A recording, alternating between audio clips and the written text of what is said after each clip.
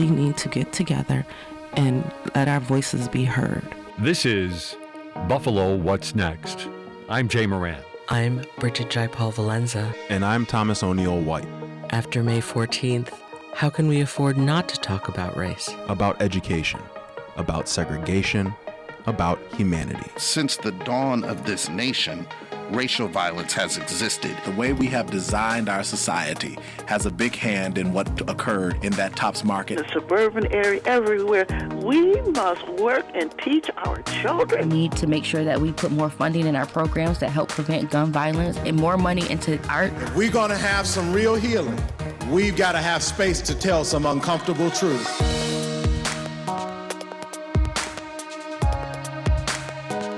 On Buffalo What's Next today, a conversation with 4 members of a special team representing Buffalo in a major national competition. We'll be talking with Johnette Warren Askew, Hydea Walker, J.B. Stone, and Benjamin Brindise. They're part of a team of poets assembled by Puring Poetry of Buffalo, the great local promoter of poetry slams. Hello. How's it going? It's going great. It's nice to have 4 guests in here because we won't run out of anything to talk about, will we? Okay, first of all, foremost, you're going to this Southern Fried competition. This is a big deal, right? This is a big national competition. Who wants to give me a little background on it? The Southern Fried Poetry Slam Festival, like we've been saying, is a nationally recognized poetry slam where teams come from all over the country, and some poets even come internationally to compete in not only the team side but also the individual side of this festival. It's been running for 31 years and is looked at right now as the leading spoken word poetry festival in the country. So we're looking forward to being able to represent Buffalo at it. And Ja, you were at last year's event. Right. Describe what you saw. So, for me, first of all, because of my medical history, it was the first trip that I had taken without a family member in years. So I was really nervous going, but the atmosphere was so welcoming. People were really looking out for each other. The poetry was amazing. Just being around that level of creativity was inspiring. It was a great experience. I couldn't wait for this year to roll back around so that I could try to get back on the team and go again. It was brotherhood, sisterhood. It was just you get to hear different people's perspectives from all over the place. People really pouring their hearts into their poetry and supporting each other in whatever it is that brought them to the stage. So it was really, it's a whole vibe. It really is. It's a whole vibe. And then even outside of just the bouts, just getting to hang out with the other poets and network with one another and, try to create future projects with each other, just watching all of that take place. To get to the Southern Fried competition, the individuals on the Buffalo team had to compete and win at local poetry slams. And they were ready to go with the work that'll be on display this weekend in Tennessee. My name is Hydea Walker. The piece that I will be reciting is called Bad Girl. Perhaps I was dense. You see, I once dreamt about that big house and white picket fence. A life saturated in love languages, but I ain't speaking French like we. Yes, we, my future husband and me, I mean I, +5. Because I always wanted a big family. And what do you know, behold, I achieved the ultimate goal. At least that's what we've been told, but now the narrative's old. You see, most women go their whole lives just praying that they can get chose because women's biological clocks is saying our 30s is old. And so our 20s are spent trying to get our ish together and looking for a man to love us forever. Half the time, settling and stuck, just knowing that you can do better. And damn it, I think that ish is sad, girl. But I guess that's why I'd rather be the bad girl than to be doing bad girl, the non-traditionalist, the is she effing mad girl. And I'm not mad, but I am a bit disdained. That literally our whole lives we've been trained that you gotta be the good girl or he won't want you. You got to be the good girl or society won't comfort you. And meanwhile, self-proclaimed alpha men get a pass to behave as adolescents as opposed to counterparts. But I'm supposed to just trust you with my heart. You see, I'd rather be alone than heartbroken. You must realize that my presence alone is a token. But when you're not with it, they want to try to stigmatize you as the bad girl. When in reality, I'm just a multifaceted woman who occasionally does bad things and bad things. You see, in this life, you gotta take the yin with the yang, and all I'm simply trying to say is that there's just more to life than only being a man's wife. Now, don't get me wrong, it's nice and it's cute and it's sweet and it's necessary to sustain the nuclear family. But you see, me, I'd rather it prosper organically. Because in the meantime, this bad girl got big dreams. I'm accomplishing some big things. And if I just so happen to encounter your ring, then that's a milestone, sweetie, not a goal. And so to my lovely ladies, screw what you've been told. Good girl, bad girl, please don't sacrifice your peace for a peace, and please take care of your souls. So my poem is titled Bad Girl. And it's so funny because I wrote it 2018. I did not have a child back then, and I was not a mother back then. And so even back then, I was just tired. I was tired of feeling shamed from society, feeling that there's one way to be a woman, and this is one way that's acceptable. And if you're not this way, then there's all these respectability politics in play. And so at that point in time, I just wrote it saying, like, if that's the case, then if me not abiding by the societal rules that you have in place for me to police me, then I'd rather be the quote unquote bad girl than to be doing bad. Because that's what a lot of women I was just talking to at that point in my life, they were all going through, say, like, they were married or they were having like children, and they just felt really stuck, like they were sacrificing parts of themselves. And I felt for them, and I was just like, I am going to choose authenticity, and my path might be different. Your poem, you've performed it in public before. How is it connected with people? I'd like to know what the kind of connection was to that. So women are like, yes, say it. And then some men are like, not this guy, I'm snapping for you all the way. And then I look for the men who are like, okay, yeah. And those are my people. So I'm like, cool. Nice. Excellent. But,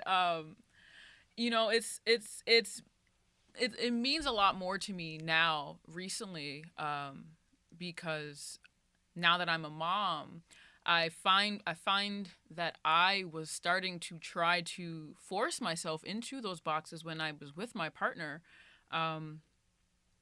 I wanted that White House and picket fence, right? And I was trying to essentially be someone that I wasn't, to try to appeal to this facade that he wanted of me. We are hearing from the four poets forming the Buffalo team competing in the Southern Fried Poetry Slam in Knoxville, Tennessee. This is Buffalo What's Next on WBFO. Hello, my name is J.B. Stone, and this is my poem entitled Atypical. I was not your neurotypical kid growing up.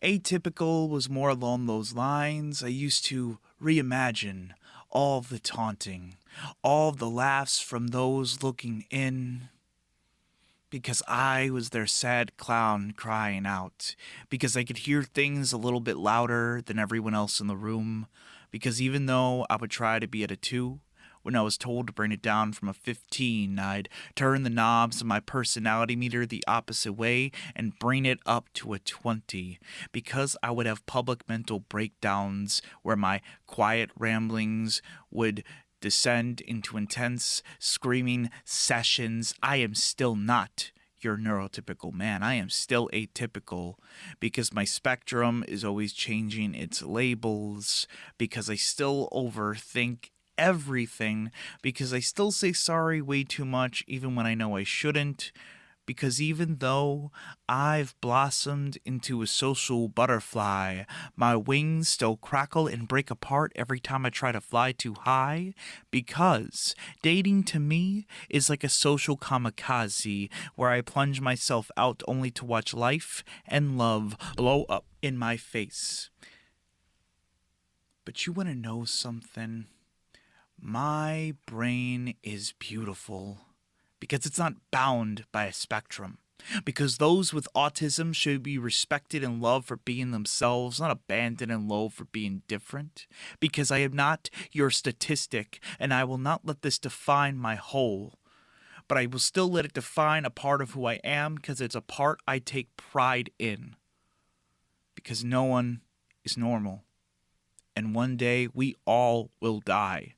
So I plan till the rest of my life being me, because over a poet, a storyteller, a friend, a son, a brother, a lover, the best I can be in this lifetime is me. Is it one word, atypical, or is it atypical? It's just one word. Yep. Okay. So yeah, atypical kind of came about. Don't want to question the definition of an anthem poem, because some anthem poems can be overtly motivational. But some of them are like a lot of poems that come from a personal bridge of space, and that they are just about identity itself. And to me, Atypical is an anthem poem.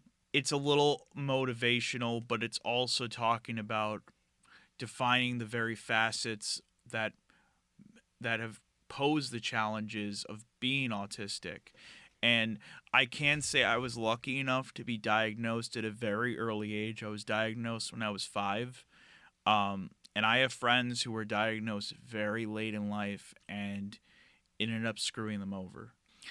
And for me, obviously, I still dealt with a lot of stigmas, because when I still remember being in elementary school and having the teacher announce, "Hey, this is Jared. He's in our class. He's autistic." It's the 90s. No one is like clapping or ready to give you a hug. They're ready to beat you in the schoolyard within an inch of your life. And that happened to me. So, multiple occasions. So, but a lot of the time, my autistic energy has been, I guess a lot of people embrace it, but also a lot of people don't. My energy and my story also doesn't represent the entire autistic community. There are people who are the complete opposite in the autistic community who aren't loud, who are like very soft, and I want to make sure that's respected too, and that also is clear, that there's clarity on that, because no community is a monolith, right? But for me, the point is being able to tell my story of my disability and my perspective on that disability. Because you don't see it as much in slam poetry, and although I am so glad to see that it's growing every day, I don't see it as much in literature, to be perfectly honest. So it was very important for me to bring that poem to life. And for me, my anthem is saying, hey, I'm not your cup of tea, but guess what? You still have to drink me at some point. Excellent. I like that. So Atypical is just a part of that. You're going to the Southern Fried Poetry Slam Festival. It's in Knoxville, Tennessee. There's 4 of you. How are you getting there? We're driving. You're all driving? Driving on down. Yeah. All hopping in a van with a lot of love, or you got separate vehicles? What do we it's got? a rental car. We got to save that gas. Ben already agreed to take one for the team, although I said I'd help too. So. All right. So we're driving. Yeah, it'll be a nice little road trip from Buffalo down to Knoxville. It should take us, just around 12 hours or so. And what we get to do during that period of time is, commiserate over the travel, but also, form more strong bonds leading into the tournament. Having done nationals and different types of team tournaments over the years, the biggest thing that makes or breaks the experience is whether or not you have a positive attitude about who you're going with. Right. One of the best parts of doing these things at all is that we get to export Buffalo poetry to other places. It's not just about, us getting and going to network with other places. It's about going and showing like, hey, Buffalo is a place you should consider. Absolutely. Coming to read. Come feature at our open mics. Come feature at, the stuff that Just Buffalo Literary Center is going on. Put us on your literary map when you're considering where you're touring, this next year going forward. So, we take a lot of pride in being able to kind of go out there, talk to other people, and, bring them into our community through these different means. Benjamin Brandeis, who along with Ja Warren Askew, Hydea Walker, and J.B. Stone, will be representing Buffalo in Knoxville, Tennessee this weekend at the Southern Fried Poetry Slam. This is Buffalo What's Next on WBFO. My name is Janet Warren Askew, better known as Ja, and this piece is called Look What You Did, my spiritual, emotional, and mental journey through systemic lupus and end-stage renal failure. Look what you did.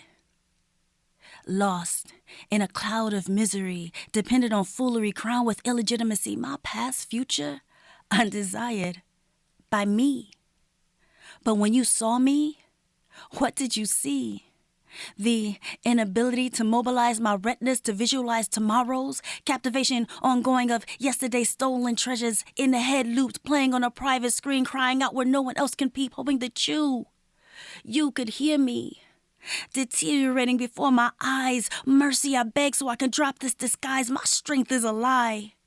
Though I got too many alibis, not that I tried, but life, it just won't die. Feeling like every breath it's you, massaging the heart, filling the lungs, pushing the blood flow along. What is it you know that I just don't? I let go yet I still float. Am I really riding on your coat? The weakness in me I hide from, cringeworthy, it disgusts me. A walking contradiction I hide from, yet want to love but don't touch. Want to focus but can't see, wish to run beneath the legs tweaked. Gotta stay woke but all I do is sleep. If you was this, you'd weep. Unless my status is what you need. Blindness so I could see, weakness so I can find strength in thee, poorness so I can contemplate what richness means, scars so my flesh no longer limits me. What is it exactly that I'm supposed to be understanding in the midst of this grieving? You? My oftentimes conflicted heart says to you again, look what you did. Even while I'm questioning these things that I cannot comprehend, like, were my wise yeses? Were my no's blessings? Was there purpose in the pain? Was each test to build strength in every battle scar, necessary evidence of every victory? Why do I keep questioning that which I can never fully understand? Trying to rationalize grace or mercy or favor, trying to figure out how in my brokenness you are still in control, working on my behalf even when I don't know. And now, look what you did. Through grace, you've planted me, pruned me, shined down on me as my roots grow. I raise towards you, hands lift, eyes fixed, thank yous for you. For seeing the unseen in me, removing blemishes, rewinding damage from crashes, puncture wounds and rashes, rejuvenating with one kiss from your heart to my lips, my first love who don't trip, unconditional, that foreverness. Can't guarantee that I won't slip, but knowledge and planning successfully that if I do, you got this. Look what you did. You made me whole again. In 1999, I had my first flare of lupus, but I wasn't diagnosed until 2006. So for the first 6 years, I really just felt like I was crazy. I had these symptoms all over the place, and you go to the doctor and they tell you, oh, don't be stressed, here's some muscle relaxers. They just kept kind of overlooking it until in 2006, I almost died. I went into acute renal failure and literally had to almost die in order to get diagnosed. It felt like my life fell apart after that. I couldn't go back to work. I had a first grader, as cute as can be, walked over to me and asked me if I was turning into a man, because that's how distorted my body was at that time. I was on 80 milligrams of prednisone, and so I've got the facial hair coming in. I was so sick that ECMC wouldn't touch me with a 10-foot pole as far as trying to get a kidney transplant. I had fistulas that failed. I ended up on dialysis for 8 years. and I was on oxygen in a walker. When you are in that state and you're struggling to live and have some quality of life, because you have this vision of what your life was going to be, and it definitely was not that. You know, there's a lot of mental and emotional and spiritual turmoil that you go through. And they wanted to do another surgery, and I said no. I'd had so many surgeries, so many blood transfusions, and I said no, I'm not having another surgery short of transplant. And I posted to Facebook, I said, if God wants me here, then he'll make a way. I posted that on a Friday from my hospital bed. I got out of the hospital on Saturday, and on Sunday at 8:15 in the morning, I got a call, and the lady on the other side of the phone said, I think today's gonna be a good day. I'm sorry, I don't mean to cry.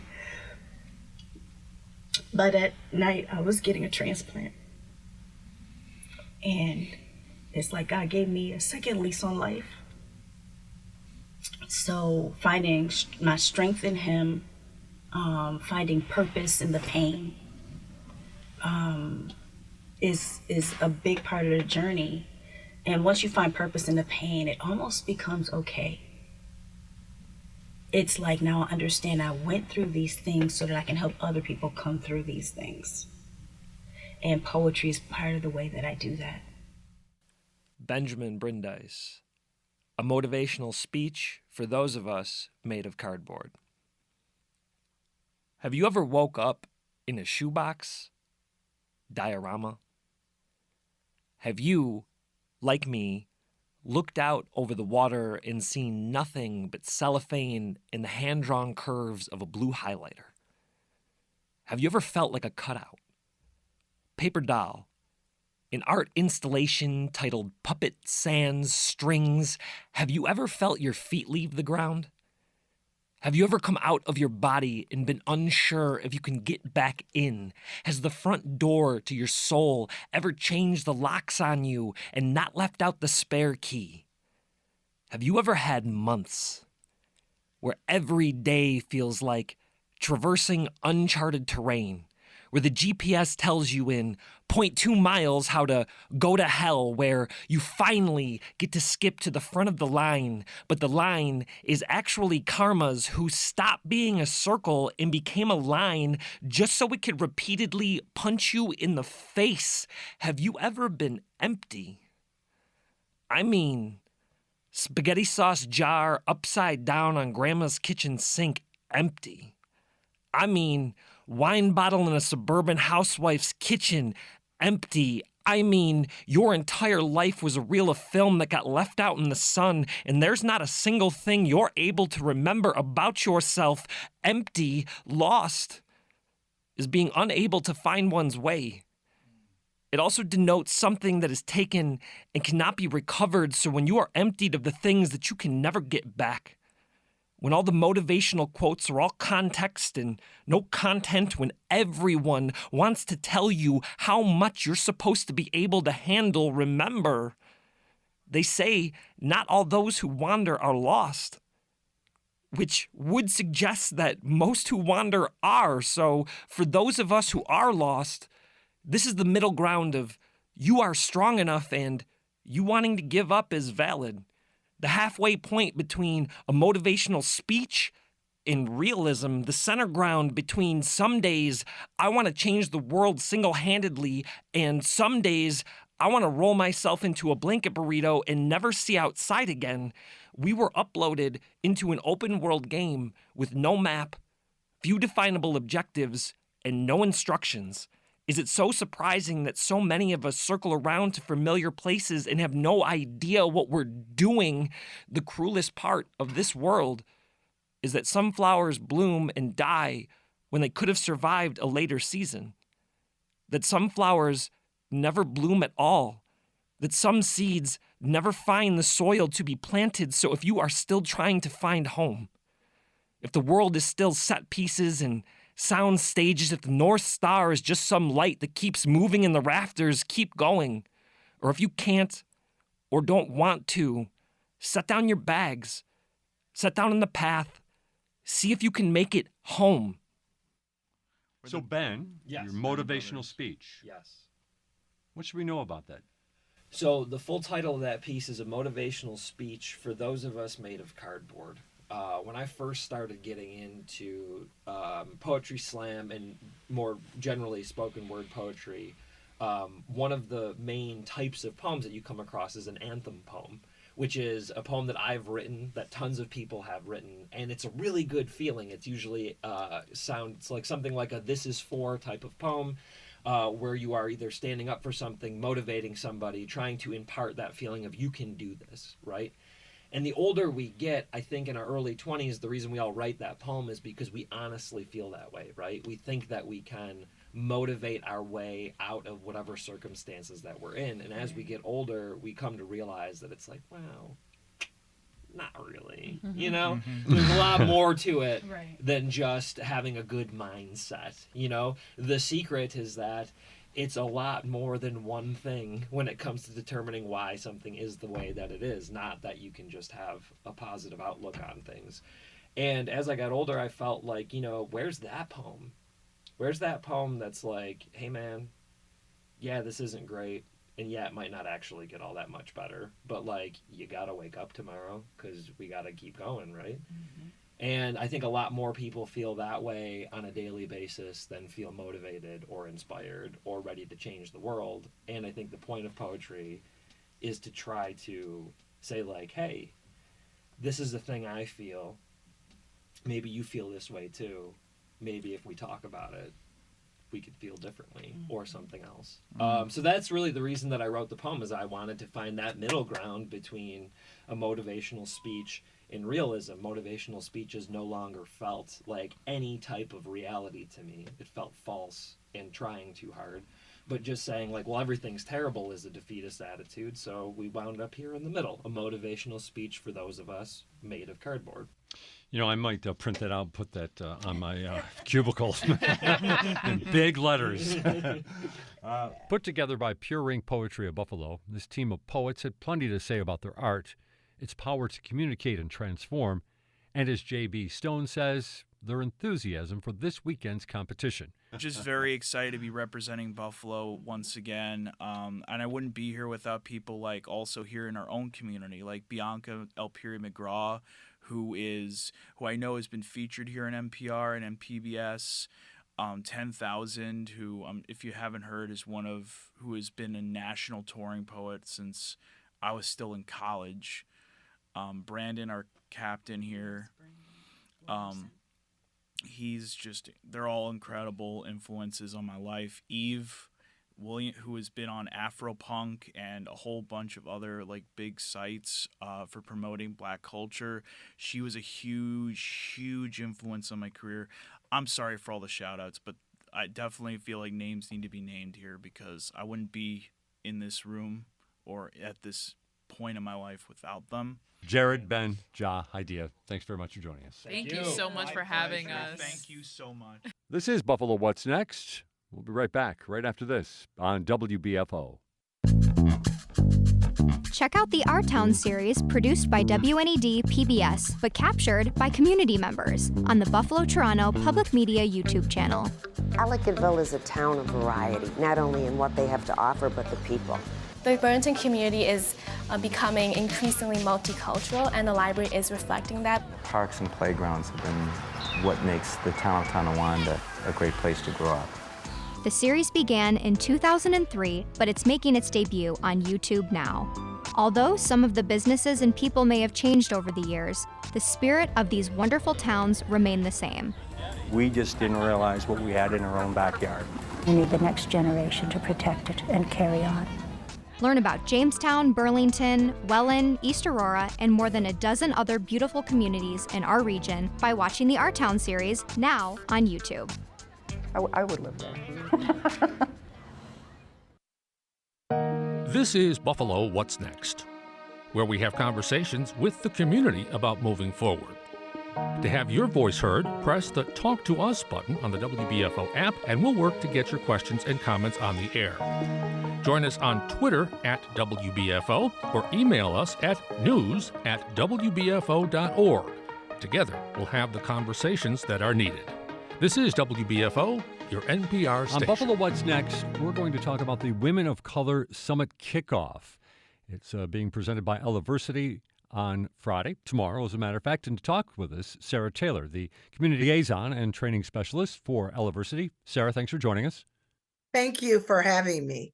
So, Sara, I saw in your notes here that this is an opportunity to address and discuss systemic barriers, inequities, and disparities of women of color on a national scale. So let's talk about, for women of color, those barriers that are there for them. Give us what stands out, or what you hear probably from a lot of the people at these summits. Well, our summit started in 2018 when I wrote an op-ed after myself and 4 other women of color were applying for CEO positions in upstate New York, particularly Rochester, and a couple in Buffalo. And so we had the qualifications, we had all of the experience, and one of them was even an interim CEO a couple times, but still got a no.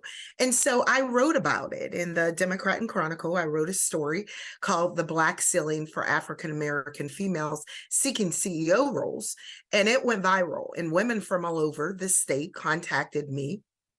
Asian American women, other African American women, other, Latina women contacted me and said, me too, me too. I have all the qualifications. I got no. We also cited some data that we know in the Building Movement Project, which is a social movement organization in New York City, that highlighted when you look at the non-for-profits in our region, in the state, in the nation, who serve primarily minority populations, and then you look at who's leading them, they don't often look like me. And so we began to just really look at what are the barriers, what are the systemic barriers. What does career pathways look like for women of color?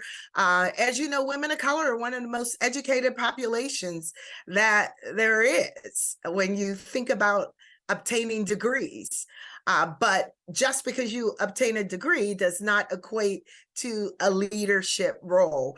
And so over the last 4 years, under the leadership of Heritage Christian Services, which Eleversity is a division of Heritage Christian Services. We are in Rochester and Buffalo and have a large population of women of color working for us at Heritage.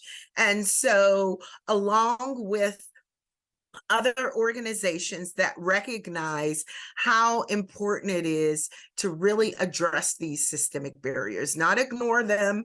When you look at our Fortune 500 companies, not just nonprofit, when you look at for-profit corporations, we have less than 2% women of color leading, corporations. And we also know that the average tenured for women of color in corporate roles are less than 3 years. So once we get there, we don't stay.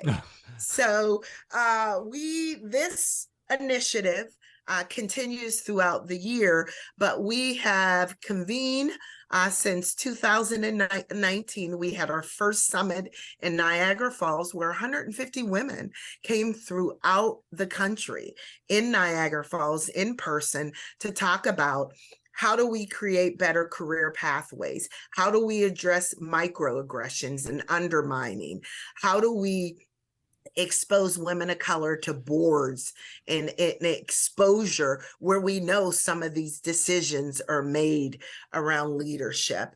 And we went virtual with the summit in 2020 because of course the pandemic, and then in 2021, and then in 2022 we decided that it was important to have an in-person kickoff because we heard from women and they were like, we need to get together. It's one thing to have this conversation virtual, but we need to get together. So we began to have a kickoff in person in Buffalo. And also I want to highlight bringing allies in the room, white allies, men and women, because you have a role in this. When we think about who's in power, when we think in who's in a position to sponsor and change policies and processes, it's not always women of color that are in positions of power. So it's important to have allies be a part of the conversation. You mentioned microaggressions. We've talked about that on this program in different scenarios. But what we're talking about here, of course, is trying to get women of color to get to where they should be on an equal level with everybody else when it comes to major leadership roles. So what type of microaggressions are being experienced when going for interviews, going through this process? What are women experiencing? Well, we often hit in this, and statistics will show it, when women of color in leadership roles, microaggressions are one of the things they experience in the workplace. A lot of undermining their abilities, going behind their back, questioning the work that they're doing, even questioning if they are an affirmative action quota and not really qualified. We also know that the pay gap, that women of color make 62, particularly Black women, 62 cents for every dollar a white male makes.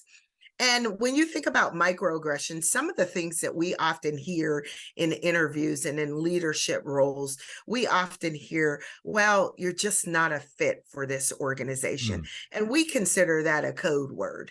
That's a code word, a discriminatory, undercover discriminatory word. When you say you're not a fit, what does that mean that we're not the fit? We're coming with the experience. We're coming with the education. We are coming with all of the coaching. We tend to go through every leadership development training that every community has. Every community seems to have a leadership development program for emerging leaders of color. Well, while that's good, we're tired of all of these leadership development programs because we got the experience. Right. And to say, okay, you need this leadership development to make it to the top. And so we often also, I have a friend, Asian American, who has an accent, and she is in a leadership role, and she is often cited and counseled about her inability to communicate. What does that mean? What does that mean, her inability or ineffective communication? Because if someone is really listening to her and respecting what she says, even with the thick accent, you can understand what she means. So we see a lot of subtle, microaggressions. Well, your tone was pretty harsh, or you appeared to be angry, or you walked in a room and your subordinates felt threatened by some of the tone that you may have presented. We have seen it all and heard it all. Tomorrow's the kickoff summit. You have other virtual events moving forward. I guess the idea, of course, I would think, to get more people who can also get involved in these conversations as well. Let's just talk about those events that are coming up, because if nobody can get to tomorrow's event, or if it's already, or it ends up being sold out, there's an opportunity ahead to continue networking on a virtual basis. Absolutely. We kick off in person, and then in the summer, we switch to a virtual format. There are 3 Thursdays in the row, July 20th, 27th, and August 3rd. And anyone can register, particularly because it's virtual. It'll be a 2.5 learning opportunity. And we want allies in the space. We want men in the space. We want those in the space that are in human resource positions, leadership, board members in the space. This is a space where we can all learn and grow. We even welcome college and high school students to learn. So it is a brave, safe space where we can learn about the experiences as well as the strengths and the talent of women of color. It's so important to recognize that we are talented, we are skilled, we are educated. We just need that opportunity, and we need to be authentic, working together, partnering together to address these deep-rooted systemic issues. You know, when it comes to race relations, when it comes to racisms, when it comes to privilege, you know, it's often a taboo conversation that no one wants to embrace, to say, well, no, we've made some progress. Absolutely. Have we made progress? Absolutely. But when you look at the disparities and inequities, we have a long way to go. And then final question, Sarah, you're mentioning experiences, and I would think part of those experiences, unfortunately, are frustrations. What's the message to a woman of color who is experiencing these frustrations, whether it's on a high corporate level or perhaps even more on an entry level or a middle level? What's a piece of advice, a thought for them? It's important to really that they build a network, find a mentor, find a sponsor, find someone in that organization that you can trust, you know, even your human resource department, to ask about career opportunities, to ask about what that pathways could possibly look like, as well as some professional development coaching. I think that peer support is that shared experience is powerful. Having someone else that's been through, that could mentor you, that can coach you. But I think it's important that they know they're not alone. They're not alone. There's thousands of us that got to know, or that may have been rejected along our career pathways right in this region. There's thousands of us. So we encourage you to connect with us. You know, we're Eleversity, you know, Heritage is on LinkedIn, and we have, beyond the Women of Color Summit, we have monthly lunch and learns where we have different topics of discussions around removing barriers. And, you know, our goal is not just coming around talking about it. Our goals are offering long-term strategies on how we can break down these systemic barriers and advance opportunities. That is our ultimate goal, not to sit around. Yes, we got stories. Yes, we have frustrations. Yes, we have experienced discrimination, you know, microaggressions, and it's all. But really finding that support network of peers, a mentor or a sponsor that can listen to you, that can listen to your journey and possibly help you along the way is really important. The Women of Color Summit kickoff is tomorrow, and joining us today talking about it, Sara Taylor of Eleversity. Sara, thanks very much for joining us on Buffalo What's Next. Thank you so much. And we look forward to anyone that wants more information. They can go to our website, eleversity.org. The information regarding the virtual events and how you sign up for it is on the website. But we look forward. We continue this work, and in the fall we will continue the work during Black Women's Equity Equal Pay Day. I believe it's September 21st this year. So we're going to continue this work beyond the summit series. So thank you for this opportunity to share. But we have work to do. We have work to do, and we need everyone to come together because we all have a role in this work and learning more about culture, humility, and how we can support women along their career pathways. Thank you very much, Sara. Thank you. You're listening to Buffalo What's Next. More to come right after this on WBFO. Do you absolutely love Masterpiece, Antiques Roadshow, PBS NewsHour, great performances, and other amazing shows on WNED PBS? But you're not always in front of your TV when they're on. Don't miss them. You can stream the channel live wherever you are in Western New York by visiting WNED.org/live or use the WNED PBS app. This is Buffalo What's Next, where we have conversations with the community about moving forward. To have your voice heard, press the Talk to Us button on the WBFO app, and we'll work to get your questions and comments on the air.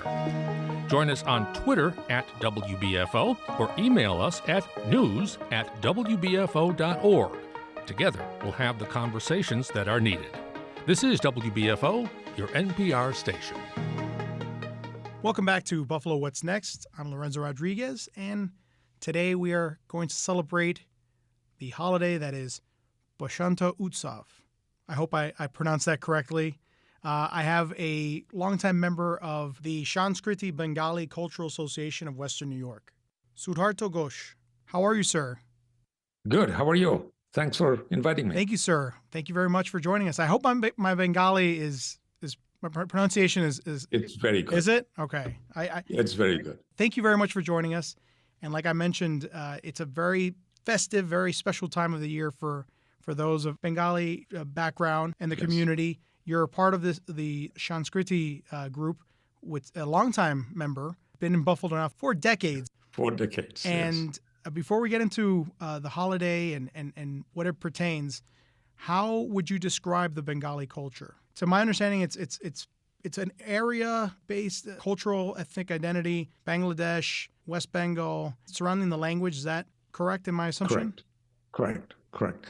And it's about there are about 250 million people around the world that speak that language. It is the 5th most spoken language in the world. So we are very proud of our cultural heritage because it is enriched with music, literature, and poetry. And that's what this upcoming festival is all about. It is the festival of Basanta Utsav.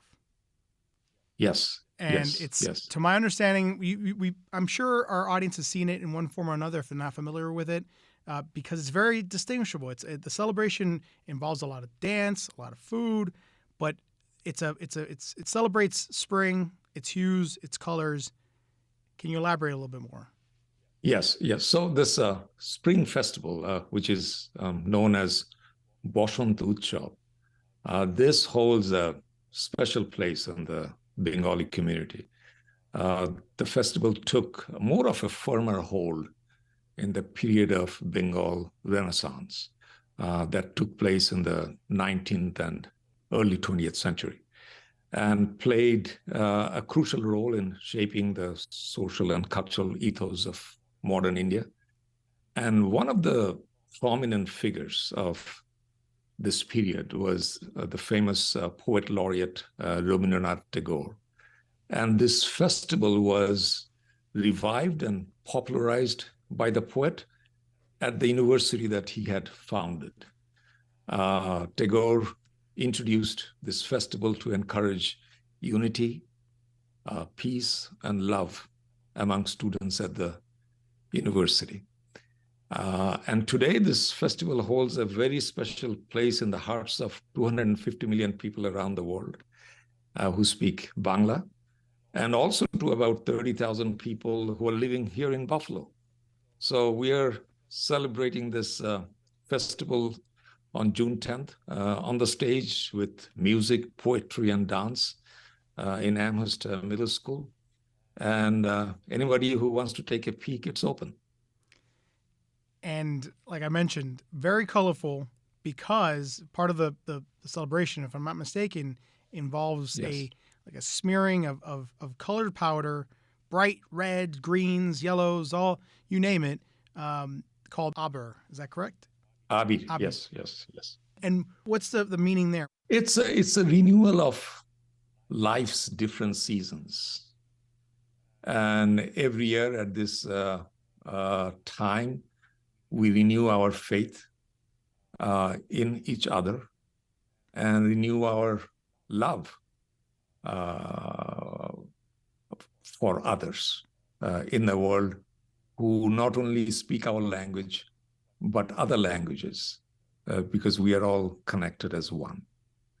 And many of Tagore's poems are very mystical in nature, and that is the theme. Although we may appear different, but underlying theme, if we go a little deeper, we realize we are one with all. It's a beautiful message. Hopefully that's heard loud and clear this weekend at the Sanskriti event for Basanta Utsav. So it's this weekend at in Amherst Middle school. Middle school. Yes. Now, Shuhartho, for a person who's not of the Bengali culture, you mentioned it's very universal, a universal theme of renewal and observance of just the human experience. But how else can others that are not of a Bengali background observe or at least like respect those that are participating in this event? Well, you could just show up and say hello. Be a part of it. And then be a part of it. Come one, come all. Exchange hugs. Now, your involvement in Sanskriti is long. You've been there just about as long as you've been here in Buffalo for the Correct. 4 decades. Correct. How would you describe how the Bengali culture has changed throughout that time here in Buffalo? Has it I'm hoping that it's grown. Has it evolved? Yes, it has blossomed. When I came here 40 years ago, I could probably say that there were probably no more than a few hundred. And now there's more than 30,000. It speaks to the community of Buffalo, how we make other people feel welcome. And it's truly a city of good neighbors. Ever since I stepped in 40 years ago to go to University of Buffalo, I never felt different or somebody from another culture. The community so easily absorbed people like me. And this is one of the wonderful things about the community. When I used to read the university perspectives, which kind of claimed Buffalo as a city of good neighbors, you feel it when you're here. Shuhartho, your bio on the Sanskriti website says that you are known for your culinary skills. Now, oh, geez. Now, now I'm putting you on the spot.